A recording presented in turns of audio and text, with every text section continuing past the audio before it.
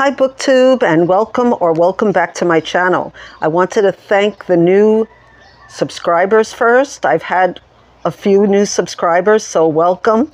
And if you're coming back, thank you so much for subscribing or just watching my channel. February was a very weird month. As you can see, I'm outside. We have our first real sunny day in a long time. So I just wanted to be outside. So if the sun is in my eyes, then you know why. I say February was a hard month because I had been ill.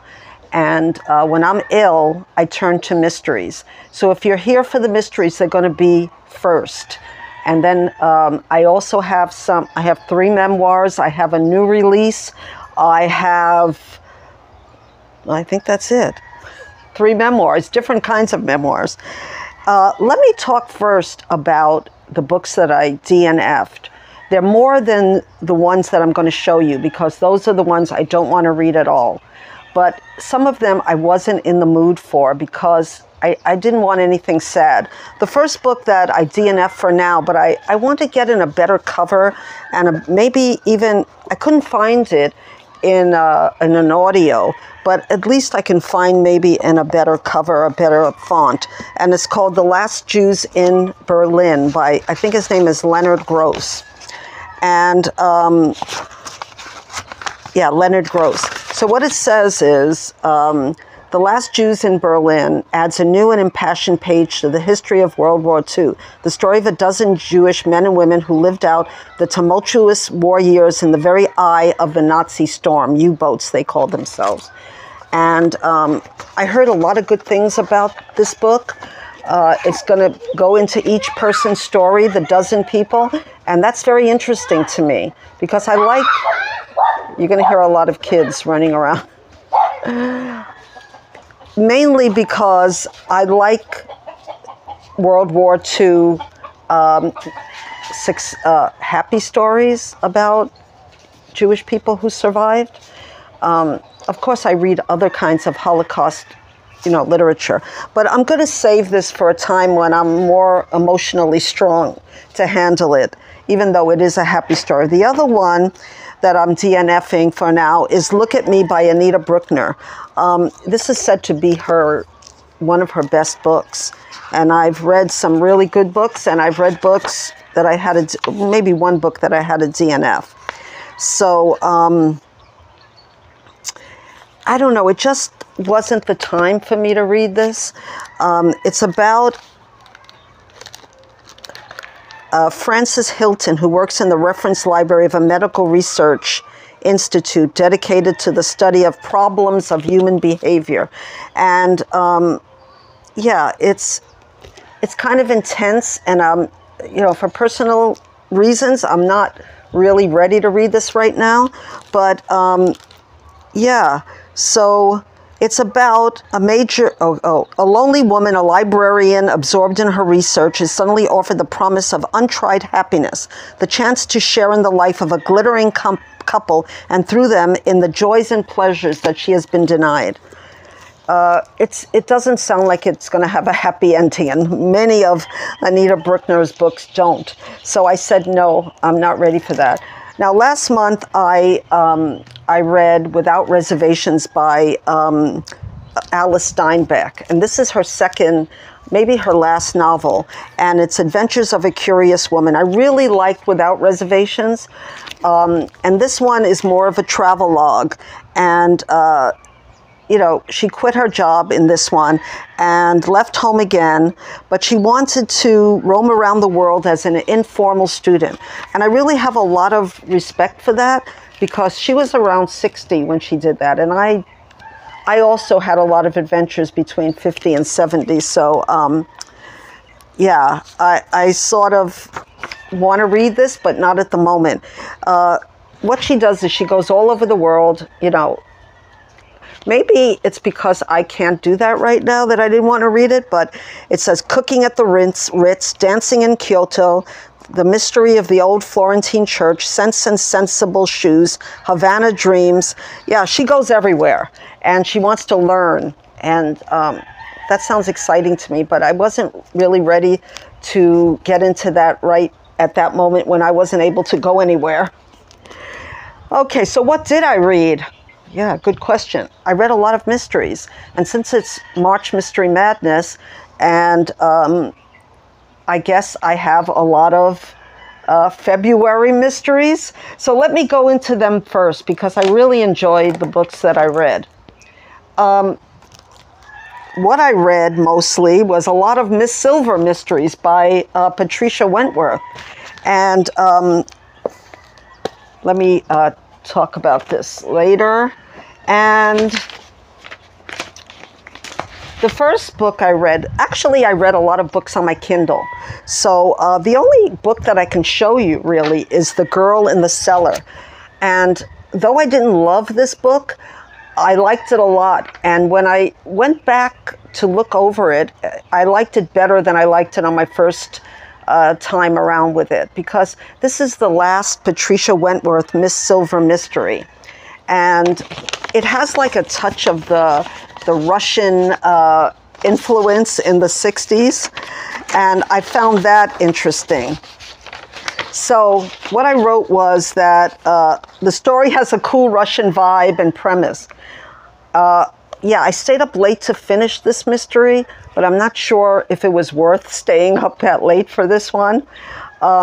The thing that I didn't like about this was the repetition. It seems like she had a lot of filler. She was trying to do a lot of filler. And so something would happen, and then the person had to tell the detective everything that happened. So I said, we know already, we know, don't repeat it. That's what I was thinking. We get it, you told us, do we have to hear it again? And then we heard it again when Miss Silver is told every, part of the mystery. I said the conclusion was meh, and Miss Silver wasn't as present as she was usually. I shouldn't say usually, because I've read books of, Miss Silver where she's not present and when she is.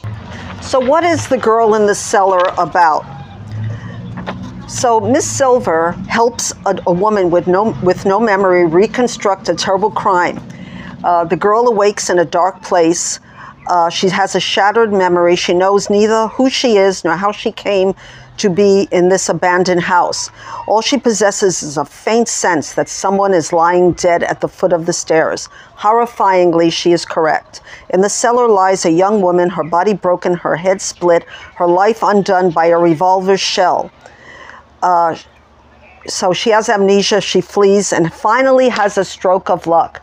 She meets Miss Silver. She meets her on a bus, and the story takes on from there. And like I said, it's always a pleasure to read a Miss Silver mystery, but I think that in this she was trying to make it last, a story that could have been a novella, last too long.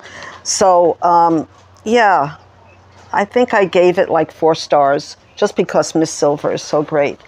The other books I read on my Kindle, and it's actually one book, and it's Miss Silver's Mysteries Part 4.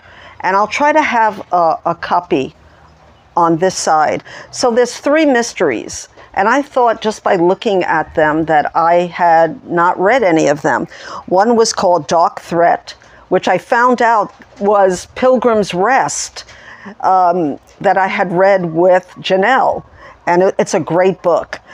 The second one was Latter End, which I had wanted to read, and Wicked Uncle. They're both by Patricia Wentworth. And so Pilgrim's Rest, I already talked about in another. Here it's called Dark Threat. So I don't know if one is a English mystery and one was published in the US, why it had different titles. That's usually why. And that's a great book, and I just suggest that you read that. It's also like Latter End, the second book. It revolves around a country house. One was called Pilgrim's End, Latter End, and one is called Pilgrims Rest, and there's murders going on. So in this one, Latter End, wealthy Mrs. Lois Latter thinks she has everything, but that doesn't stop someone from giving her poison. And with the late matron's long list of enemies, Miss Silver has her work cut out for her. Now, what I didn't like about this was that Lois Latter is sort of the baddie, and she doesn't have many good points, and we kind of know that she's going to get bumped off. So, but it still was a good mystery. Now, the last one, Wicked Uncle, that one I did not like too much. So what is it about? Gregory Portlock didn't become one of Britain's most powerful men by following the rules, but when he's found with a knife in his back, the game is over. Now, Miss Maud Silver must deduce who's playing dirty. Okay, why didn't I like this book? Sort of the same reason I'm saying about Latter End. Oh no, The Girl in the Cellar, is that everybody's repeating everybody's story. There's a lot of characters, and also I had a hard time figuring out who was who in this book. And Miss Silver is hardly in this book. She's in it, like, very conveniently to help the main person, who's the main character, who's another girl. And she's in it to solve the murder at like 90% of the book is over. So yeah, I have to say I gave this book like a 2.5 star, and that's unusual for me. But yeah, so those are my Miss Silver mysteries. What else did I read beside that's in the mystery genre? Well, I had gotten this last March Mystery Madness, and it's Your Guide to Not Getting Murdered in a Quaint English Village. And I heard so many people love this book, and when I read it last year, I didn't really appreciate it. I thought it was making fun, which it is, of the mystery genre in general. And I don't know, I kind of take it seriously. But when I kind of read it and saw and actually went through it, I said, yeah, that's so true, and it's funny, and I do recommend it. It's by Maureen Johnson and Jay Cooper, and I heard about it last year. I'm not hearing about it this year too much, and I picked it up as a new book. So it says here, considering a trip to a quaint English village, a weekend roaming narrow old lanes, touring the faded glories of a country matter, and quaffing pints in the pub, how charming. That is, unless you have the misfortune of finding yourself in an English murder village where danger lurks around each picturesque cobblestone corner, and every sip of tea may be your last. So, yeah.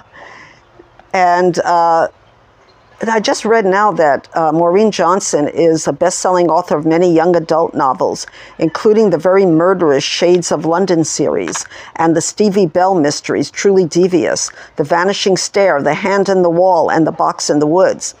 If you've read any of these books, let me know. Are they worth it? I thought it was funny that it said The End, and it's a cemetery. It's in a cemetery, and it said The End, and there's the book. Also, Final Thoughts was funny. It says, given what you have learned, you may be tempted to make out your will before you go on your trip. Do not do this. So it's funny. I really suggest that you read it. Okay, now, beside mysteries, what did I read? I read a lot of good books. In fact, I read a very new release, and I'm going to talk about that first. I don't have a copy because I read it on my Kindle. So what did I read that wasn't a mystery? The first book is kind of unusual for me because it's a new release, and it's called In Sickness. I read it on my Kindle, and I'll have a copy of it here. It's by Barett Rollins. And what is it about? A medical emergency forces a brilliant Harvard oncologist to reveal that she has been hiding her advanced breast cancer for a decade. Her husband, also an oncologist, must set aside his anger and feelings of betrayal so that he can care for her during her final years of life. I wanted this book so bad that I was considering getting it in a hardcover, but luckily I found it. I had to wait a little while, but I found it. And this was just released. This is really new. And I found it for a few dollars on Kindle, and I just jumped on it. So what is it about more? When Jane, and I guess her name is Jane Rollins, and she's a world-famous Harvard oncologist, suddenly collapses at work, the medical team who are working on her makes a shocking discovery. She has advanced breast cancer that she's been hiding for years. The results are catastrophic. In Sickness shows how even the most rational people can be nearly destroyed by their irrational fears. Tragic, moving, and wryly funny at times, this is an unflinching portrayal of complicated marriage and its secrets. Yeah, so I wanted to read it because I thought that a woman hiding something, you know, so devastating to her husband, and she's also an oncologist and he's an oncologist. How could that happen? And when I read it, I realized that they had a very dysfunctional relationship. And I have to say, I didn't enjoy this book as much as I thought I would. I thought I would find out what makes her tick. And we didn't really find that out too much. Yeah, she had a lot of mental issues, that's for sure. That she was hiding even from her husband, though her husband knew something terrible was wrong. He just didn't know the extent of her breast cancer diagnosis, and she died like a year later. What I didn't like was, I think that, of course, this is a memoir, nonfiction. Like, now come to think of it, all my books are memoirs, different kinds of memoirs that I read this month. But it seems like he didn't let enough time pass. He had a lot of anger issues toward her. And maybe they were justified because she was kind of a bully and in their marriage, but in her professional life, she was much beloved. And she had told him, don't tell anybody, you know, or else, you know, I'll never speak to you again, you know.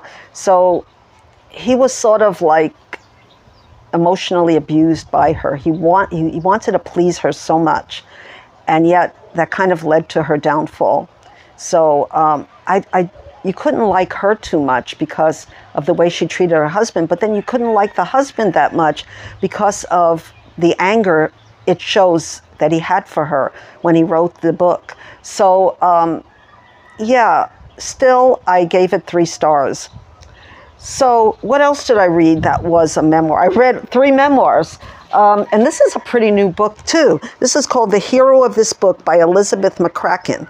And she's the author, best-selling author of the Souvenir Museum, which I have not read.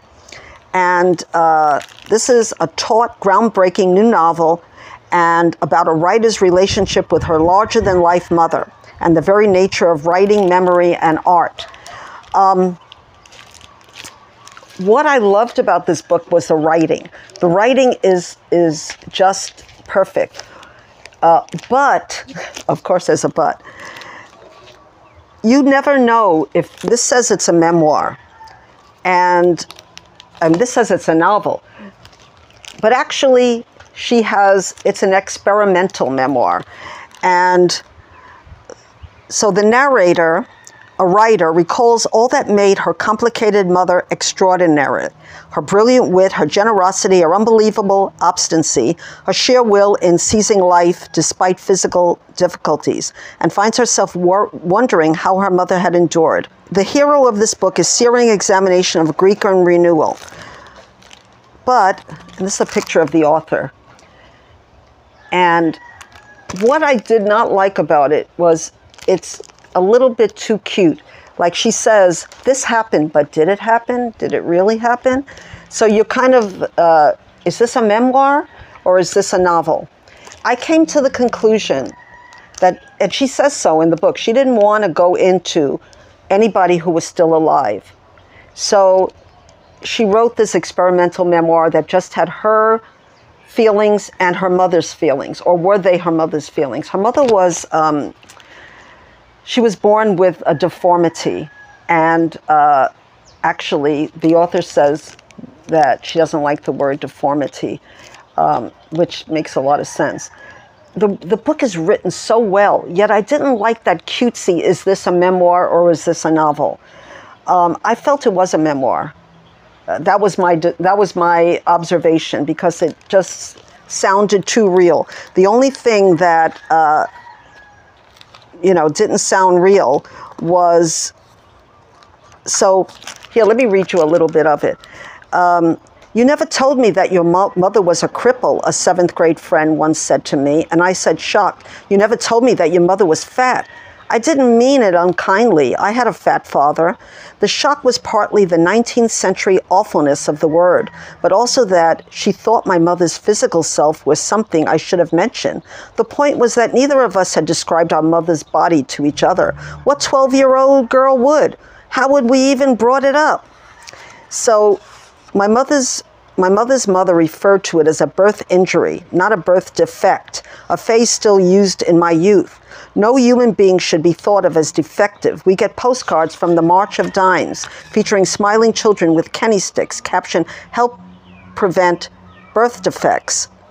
So mostly in my childhood, we used the phrase, she walks with canes. There's so much to love about this book. I just wish it was more straightforward and not experimental. So have you read the hero of this book? Did you like it? I gave it 4 stars. So that was 2 memoirs that I read. And the last memoir that I read was one that was very sad, but I couldn't stop reading it. And that's In Order to Live by now I'm going to say it wrong, Yeomi Park with Maryanne Vollers. In some parts, she puts the Maryanne Vollers first. A North Korean girl's journey to freedom.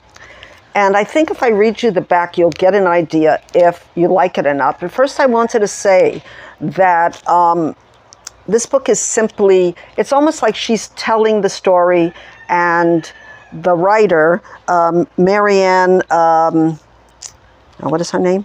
Maryanne Vollers, is, kind of cleaning it up and fixing it up, because she just came, English is not her first language. By the way, I got interested in this book because of a YouTube channel by Yeomi Park, the voice of North Korea. And I'll try to have that YouTube video down below.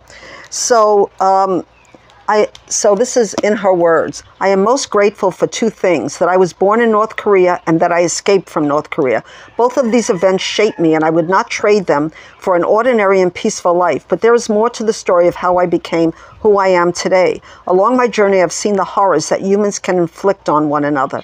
But I've also witnessed acts of tenderness and kindness and sacrifice in the worst circumstances imaginable. I know that it's possible to lose part of your humanity in order to survive, but I also know that the spark of human dignity is never completely extinguished, and that given the oxygen of freedom and the power of love, it can grow again. This is the story of the choices I made in order to live. And believe me, there were a lot of choices that were pretty horrible, but she felt that it was worth it to take that chance. I'm just going to read you, the first chapter title is Even the Birds and Mice Can Hear You Whisper. And that's something that her mother told her, never to say anything derogatory about the North Korean leader, and how the people suffered by Kim Jong-un. I'm glad I could say that in one go.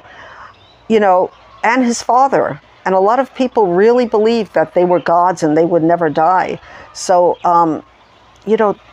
and she says now in her podcast also, as well as in this book, that people there, especially the time that she was growing up, they didn't realize, what people had in a freer world. They thought everybody was like, were starving, or couldn't talk about things openly.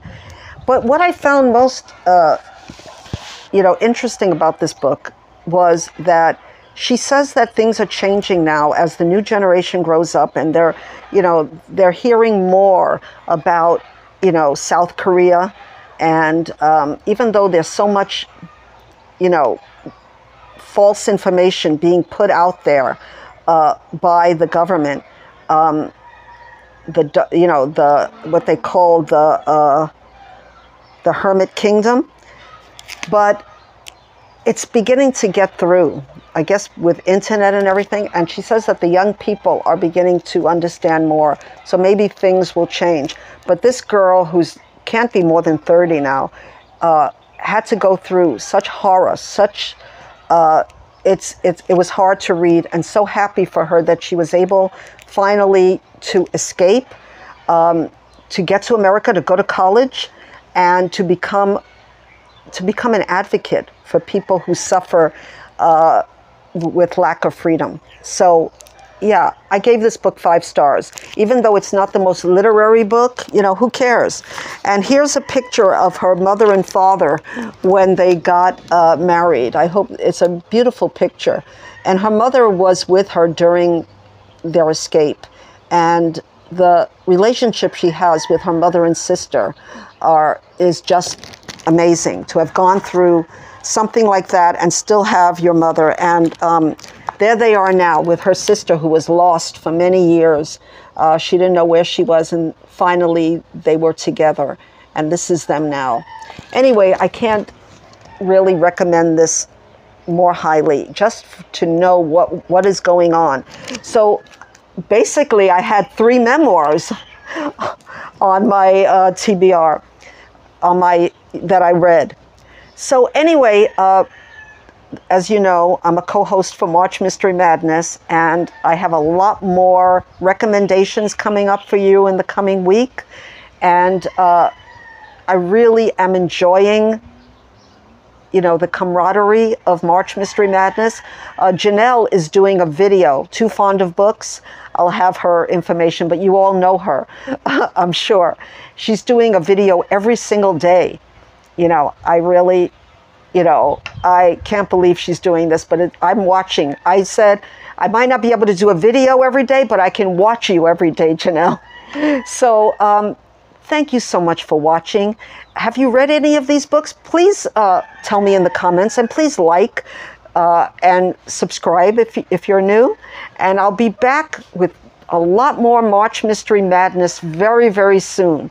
So thank you. And until we meet again, my friends, in beautiful Hawaii, aloha.